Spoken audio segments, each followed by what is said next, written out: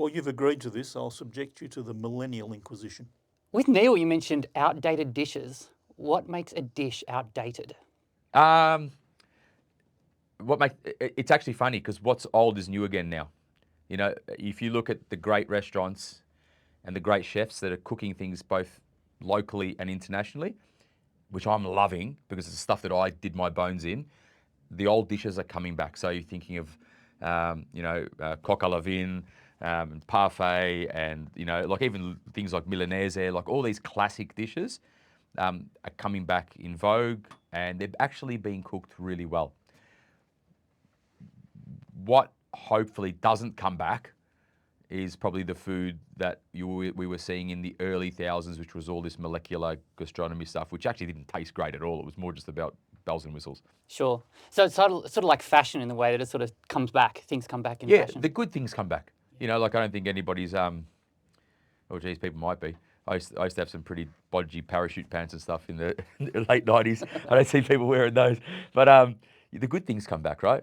The good things come back. And what's been really nice is those good things that were really hard to produce, took a lot of skill, are actually coming back in a solid way where I thought they were dead because I thought those skills were lost. So what defines Australian cuisine?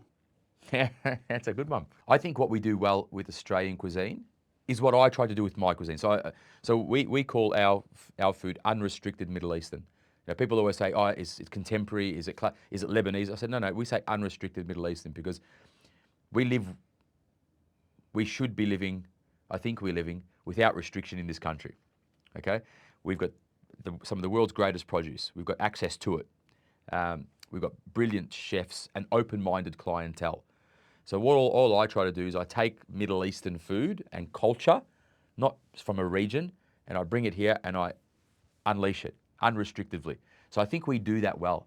I think what we do is we take great dishes and influences from around the world and we present them in an unrestricted fashion. So we'll have Thai and Indonesian and Japanese technique all on the same plate and find a way to make it. So you'd say Australian cuisine's more fusion than just like the sausage and bread? Yeah, fusion can become confusion though. So you have to be careful. We find a way to I think we find a way to assimilate. We find and really that should be at the sense of who, not just with food, it's who we are as a country, right? We should take the best from everything and find a way to make it stick. And I think we do that with food. We do that with food really well. So what about ingredients? So like if you use cheap milk versus expensive milk, like it tastes different to drink, but in cooking it's not that different. What ingredient makes the biggest difference if you go expensive? No, I challenge you on that. Cheap milk to drink and cheap milk to cook, that is different. Cheap product will always taste cheap. And I think that if you look at great restaurants, and I think you look at people like I'll use a name everyone knows. You look at Neil Perry in Sydney, okay? If you look at his restaurants, the food that he cooks is quite simple in approach, but he cooks it with very good produce. Buys very good fish, very good olive oil, little bit of herb, done. Executed perfectly with exceptional produce, and it just creates a beautiful symphony, right? You have to be a lot better chef to make something subpar taste good. So I think that, I forgot what your main question was, but I think quality produce will always outshine, crappy produce. So there isn't something in particular that you'd say, yeah, it's worth really spending the money on like that pristine? Definitely. Look, I think it's a simple one, apples with apples.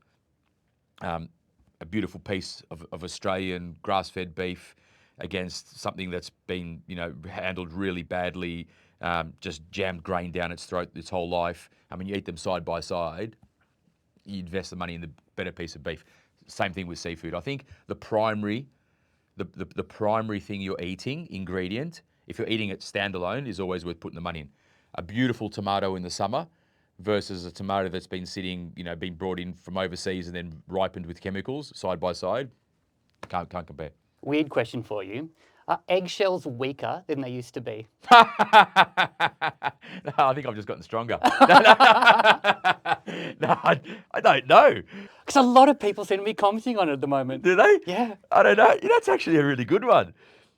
I don't know. Josh Weissman, you know him on YouTube? Yeah, even he commented on it recently when cooking something and he had a disaster with an egg. And they just broke really quickly. Yeah. Can I tell you, there might be something in that. Because I've caught myself out a few times where I've been breaking eggs. I've just, they've like disintegrated in my hand. And I've just gone, oh, the gym's been. But now you're making me actually think that maybe it's the product.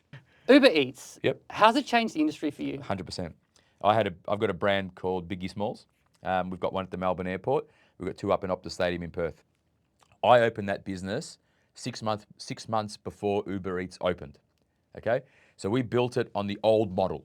All right, the old model was if you want a QSR, which quick service restaurants, which is sort of premium takeaway, you would have to get a high street address. We had one Smith Street, Collingwood, Chapel Street, Windsor. All right, great prime high street things. Spent good money to buy them. We spent good money on architects and builders to produce beautiful shops that people would want to come into and have an experience and line up for, create all that buzz and all that stuff. So we built our business model on that, put our money out of our pockets and bang. And had a great response for the first 6 months. And then Uber Eats came in. Now, and what that meant is that suddenly to get that product and even the buzz of the DNA, of the brand DNA, you could get that at home. You didn't have to now come to see us, even though that was half the experience. You could still take your photo and at home with the product.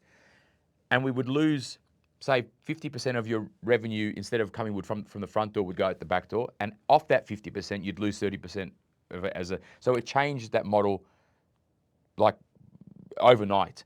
Whereas we had a strategy to grow 10 restaurants in the first 2 years and we were well on track. We ended up having no restaurants. And now we just have them at the airport and in stadiums because that's where the people are. And you can't get Uber Eats in there. So, look, I see it the upside for the customer, most definitely. I mean, as much as I hate it, I don't hate the product as much as I hate that my kids use it, especially when we live off a major street and there's blokes there that they can walk to and buy it. I understand the necessity. Shit, there's times where I come home in the middle of the night and I'm buggered and I'm like, oh, I can't even be bothered cooking. A bowl of noodles would be great. Boom, it's there in 5 minutes, you know? I get it. So I get it, but it definitely made an impact. Has it changed the clientele that turn up? Because I've seen, maybe it's a bit anecdotal, but around my area, it's primarily boomers and older people still going out, where it seems like younger people are ordering at home. Yeah, definitely. I think so. Yeah, I think so. Yep. I try to think about the restaurants. I use Uber Eats out of necessity, whereas I suppose I maybe because I'm a bit old school that if it's belting down rain and I'm stuffed and I'm in my PJs already, it's Uber Eats. But if I'm not, I'll place the order and I'll go down there and pick it up. One, because I also want to get it here when it's hot, and I also want to hand over my cash to the bloke that's in there. So, yeah, probably has. What dish do you think everybody should be able to cook? What dish should everyone be able to cook? You should be able to cook a basic pasta. Like a basic red sauce pasta. I think that's the basic. That's like the new bachelor's handbag. You know what the bachelor's handbag is? Yeah, okay.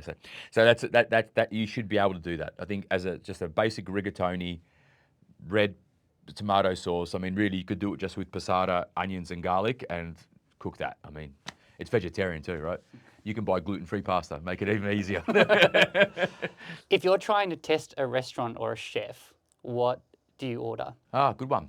If you're trying to test a restaurant or a chef, well, first of all, I try not to go into restaurants and test the restaurant or the chef that I'm going into.